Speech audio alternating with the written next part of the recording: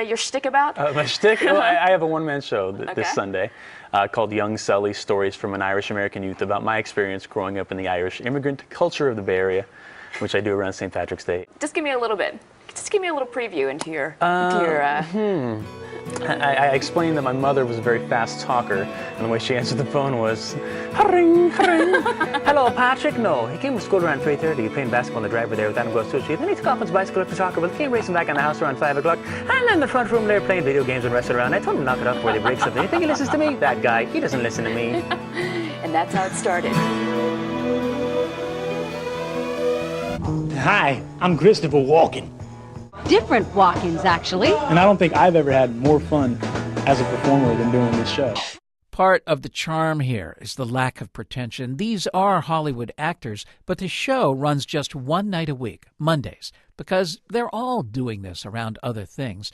And the show's creator, Patrick Sullivan, for instance, he's a waiter at a famous old showbiz restaurant. Monday is his only night off.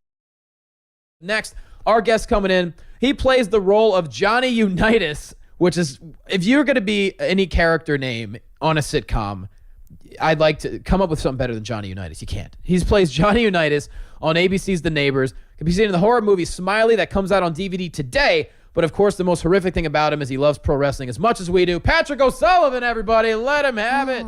So you're like 6 years with no auditions going on. Then what happened? I had a guy refer. He sent my reel to the casting director of Happy Endings, and then she said he'd be really good for The Neighbors. I felt great about that audition, so I said, can I also audition for Happy Endings? The same Ballsy day, move. Same day. Ballsy.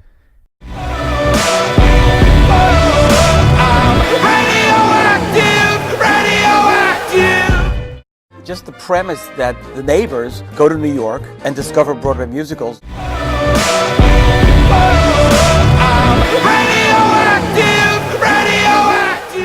The Lenny Bruce documentary was a life-changing experience. To go do that and interview comedians and go around the country and learn about him was amazing. It's like you're getting a PhD in comedy. And when they told me that, I was like, yeah, that's kind of what I feel like sometimes doing this. It was so great. I mean, I sat down with Robin Williams for an hour. I never thought I'd do that in my life. Welcome to the new age, to the new age, welcome to the new age. I got this email. This New York casting very specifically has been looking for Jim Carrey's photo double for a long time. They need somebody who can actually do his physical comedy. And it's a 3-month gig. And, you know, even though some people would say, oh, you shouldn't do that if you really want to act or whatever. It's work. And I listen to the world. My whole life. Jim Carrey, I'm like, I think a chance for me to, for 3 months, kind of watch this guy.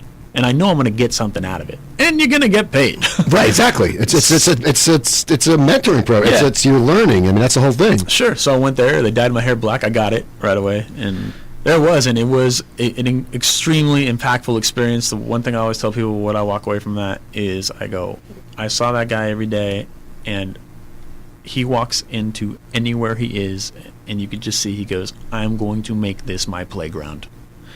And I'm like, that's what I got to do. I came back to LA. The first thing I did is I auditioned for that show Point Break Live, which is like the live version of Point Break.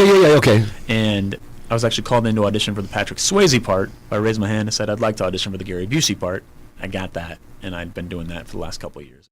Now he's back, but with a new muse.